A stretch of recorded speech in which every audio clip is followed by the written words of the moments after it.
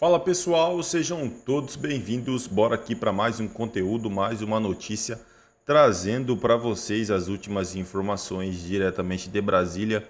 Vamos aqui com comentários do canal Bradock Show, já deixando todos os créditos ao canal do Bradock Show na plataforma do YouTube. Se não é inscrito no canal, se inscreva, deixe seu like e seu comentário, que isso faz uma enorme diferença para a gente aqui dentro da plataforma. O YouTube entende que o conteúdo é relevante e entrega para mais pessoas. E não se esqueçam também de comentar aí de qual cidade vocês estão nos assistindo, que é para a gente saber de onde está vindo a nossa audiência. Agora, sem mais enrolação, bora pro conteúdo. O Supremo Tribunal Federal agora abriu inquérito para apurar o vazamento das mensagens do gabinete do ministro Alexandre de Moraes. Inclusive, um primeiro depoimento já foi colhido. O ex-assessor do ministro, Eduardo Talhaferro, que era um dos envolvidos na troca de mensagens, foi intimado pela Polícia Federal, prestou depoimento hoje em São Paulo. A defesa dele, inclusive, pediu acesso total ao processo, e aí o depoimento foi marcado para hoje, a defesa conseguiu acesso, e aí essa oitiva foi realizada. E segundo alguns veículos de imprensa, segundo uma reportagem do Estadão, por exemplo, o ministro Alexandre de Moraes consultou colegas antes de abrir esse novo inquérito, ou seja, essa decisão dele teria tido respaldo dos colegas de corte, segundo essa reportagem do Estadão, repito. Deixa eu voltar aqui com o Jorge Serrão. Que tal, Serrão? Mais um inquérito aberto? Será que é um sinal de que, ao invés de recuo, arrefecimento, o ministro Alexandre de Moraes vai seguir nessa toada autoritária que já o caracteriza, Serrão? Não tem recuo. E outra coisa que tem que ficar muito clara: Alexandre de Moraes é o Supremo Tribunal Federal e o Supremo Tribunal Federal é Alexandre de Moraes. Nada do que ele faça ali deixa de ter o apoio do Supremo Tribunal Federal. Ele não age isoladamente. Não embarquem de maneira alguma nessa tese. Então, ele age dentro da lógica do sistema do Supremo Tribunal Federal, Tribunal Superior Eleitoral e Conselho Nacional de Justiça. É uma tríade. Então, não tem nada isolado. Então, ele tem todo o apoio para abrir agora uma investigação. Mas olha que doideira!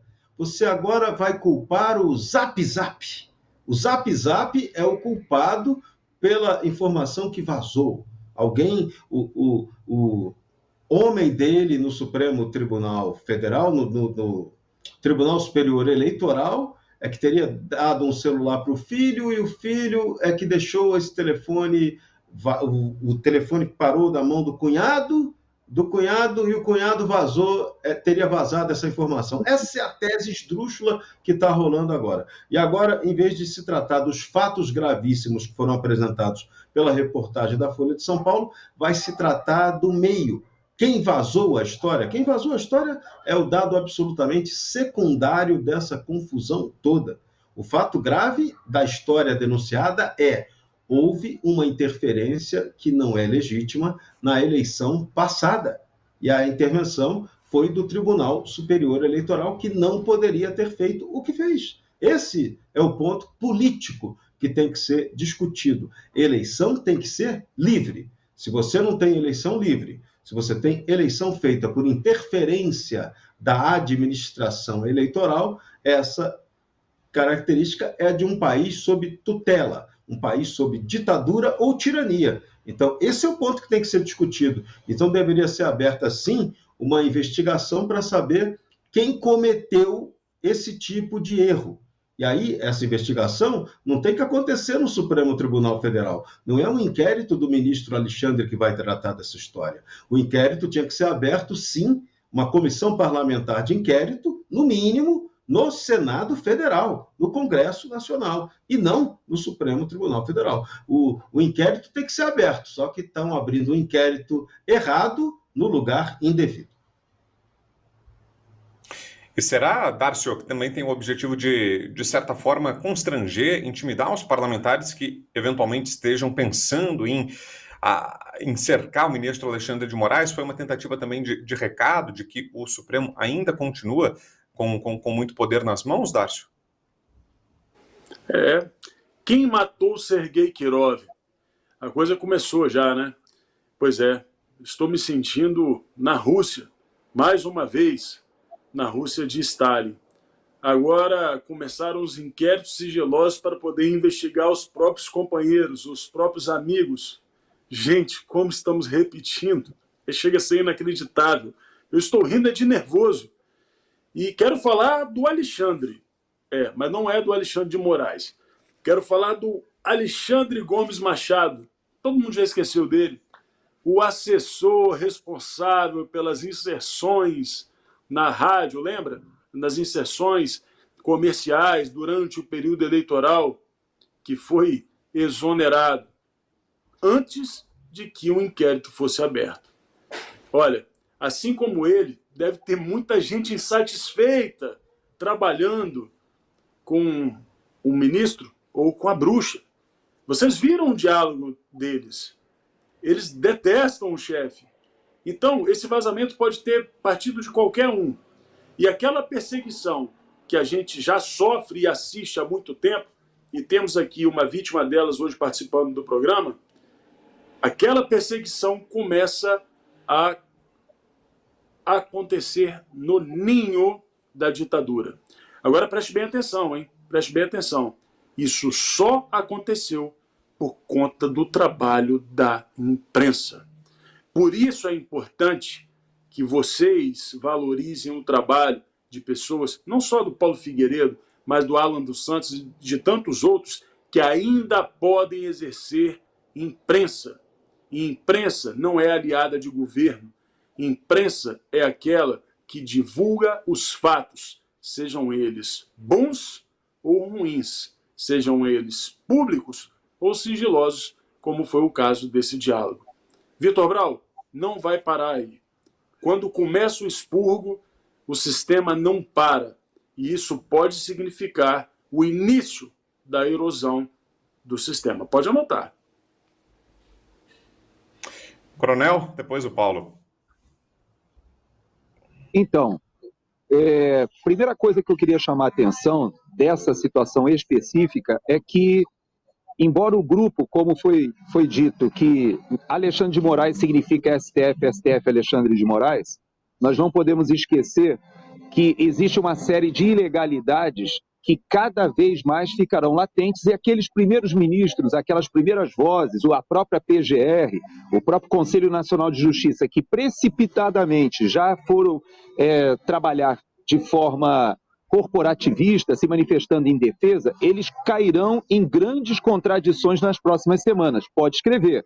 Porque nós já temos, inclusive, elementos agora. Veja que o caso do deputado estadual, que aflorou agora também de ontem para hoje, é muito grave, porque ficou latente que houve uma série de erros por parte da condução, até mesmo quando não foi restaurada a rede social dele, e depois o próprio Alexandre de Moraes chama a si a reação a essa decisão lá da primeira instância. Veja que coisa estranha. Na decisão do Alexandre de Moraes, eu estava lendo, ele diz que remeteu à primeira instância porque o deputado já não era mais um parlamentar, então, por isso, votou para a primeira instância. Veja que coisa estranha, só que o deputado era estadual. E ele faz referência também a uma solicitação do Arthur Lira em relação aos casos dos deputados federais. Então, ele restitui a rede social pensando que era um deputado federal, será? Ou será que a sua assessoria era tão ruim que não conseguiu estabelecer essa conexão? Então agora, nessa situação que nós estamos vivendo, nós temos outro problema. É porque a fonte é completamente diferente.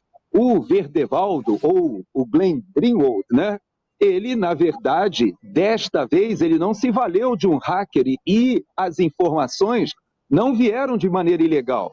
Então, tudo leva a crer que o Alexandre de Moraes ter a desfaçatez de chamar a si a condução desse processo no qual ele é investigado e vai passar a ser investigado cada vez mais, ele, na verdade, está avançando sobre a fonte, porque esse caso se trata de um jornalista com uma fonte legítima e, pior, os dados foram obtidos de um celular e esse celular está de posse, ou as informações estão de posse legalmente. Então, tudo leva a crer que esse grupo cada vez vai se afundar mais. E olha, Vitor, quem tiver de mão dada ali, eu não sei se o Paulo concorda, vou passar para ele aqui, mas quem tiver de mão dada vai afundar junto e vai sofrer junto. Vitor, eu tenho uma enorme. Deixa eu centralizar isso aqui para fazer um comentário bonito para vocês. Eu tenho uma enorme curiosidade do que vai acontecer daqui para frente dentro do sistema. Por quê? Nós temos agora um choque em curso. O Alexandre de Moraes não está indo mais para cima do Oswaldo Eustáquio. Ele não está indo mais para cima do Alan dos Santos. Ele não está indo mais para cima do Paulo Figueiredo e do Rodrigo Constantino. Ele está indo para cima da Folha de São Paulo e de um jornalista premiado internacionalmente, com Pulitzer, com vários prêmios internacionais, respeitado dentro do Brasil e dentro dos Estados Unidos. E por que vem a minha curiosidade? Porque agora os jornalistas, os demais jornalistas da imprensa que ainda não tinham se dividido completamente, os demais que ainda não tinham começado a criticar o Alexandre de Moraes, vão ter que tomar uma decisão. Ou eles defendem o sigilo de fonte, que é um dos alicerces do jornalismo do mundo, da imprensa livre. É impossível você fazer jornalismo sem sigilo de fonte. Nenhuma das grandes reportagens investigativas teriam acontecido no mundo. O que é o sigilo de fonte? Ele significa que eu posso publicar uma informação, se eu tiver como comprovar que ela é verdadeira, eu posso publicar qualquer informação sem dizer que ela vem, de onde ela vem. Se eu não puder mais fazer isso, não existe mais reportagem investigativa, porque ninguém mais traz as informações para a imprensa. Então, o que o Alexandre está fazendo é indo para cima do Instituto do Sigilo de Fonte, coisa que ele já fez outras vezes, mas não de forma tão assintosa, e nunca contra a Folha de São Paulo. E não é só a Folha de São Paulo. Reparem, Vitor, a Folha de São Paulo, você vai ter, eu não vou dizer aqui de onde vai sair, mas nos próximos dias nós teremos revelações envolvendo Alexandre de Moraes em um outro grande veículo de imprensa. Você já tem uma postura do Estadão muito claramente contra o Alexandre, também publicando coisas críticas, e dentro da Rede Globo, quem diria, você já começa a ter dissidências. A mais famosa delas, a mais importante delas, por exemplo, o nosso Merval Pereira, que, para quem está acostumado com jornalismo, sabe que Merval Pereira é um dos grandes nomes, ele é quase um ombudsman informal das organizações Globo, que determina para onde a linha editorial do grupo vai. Você já começa a ver dentro do Jornal Globo, dentro do G1, dentro da Globo News, algumas críticas tímidas. É claro, a Mira Leitoa, o Valdo Cruz, as pessoas da esquerda radical talvez demorem um pouquinho mais. A essas pessoas, eu só tenho o mesmo recado que eu dei lá no primeiro dia. Lá no primeiro dia, eu acho que eu tenho algumas fontes boas, como eu disse. Lá no primeiro dia, quando o ministro Alexandre de Moraes se posicionou, dizendo que todos os procedimentos foram feitos contra as pessoas que já estavam investigadas, todos os procedimentos, a PGR foi ouvida, todos os procedimentos foram encaminhados pela Polícia Federal, e aí você teve ali um grupo empolgado, os Arruinaldos Azevedos, os não sei o que, Augusto Botelho, que foram lá e abraçaram e disseram: tá tudo certo, estamos junto, Alexandre de Moraes, você é o salvador da democracia. Eu falei, vocês vão... É isso aí, pessoal, e vamos aqui para mais uma notícia. Datafolha em São Paulo, Boulos tem 23%, Marçal sobe para 21% e Nunes registra 19%. Margem de erro é de 3 pontos percentuais, o que representa empate técnico triplo na disputa municipal. Uma nova pesquisa realizada pelo Datafolha sobre a corrida pela Prefeitura de São Paulo, divulgada nesta quinta-feira, aponta um empate técnico na liderança entre Guilherme Boulos, Pablo Marçal e Ricardo Nunes. De acordo com o levantamento, Boulos registra 23% das intenções de voto, enquanto Marçal subiu para 21% e Nunes tem 19%, com uma margem de erro de 3 pontos percentuais para mais ou para menos. Os três candidatos estão tecnicamente empatados no primeiro lugar. O Datafolha entrevistou presencialmente 1.204 eleitores na cidade de São Paulo entre os dias 20 e 21 de agosto. O nível de confiança da pesquisa é de 95% e o levantamento foi registrado na Justiça Eleitoral sob o número SP. Marçal cancelou entrevista por não querer responder sobre Moraes, diz jornalista. Segundo Paulo Figueiredo, candidato a prefeito de São Paulo, desistiu de eventuais questionamentos sobre conduta do ministro do STF.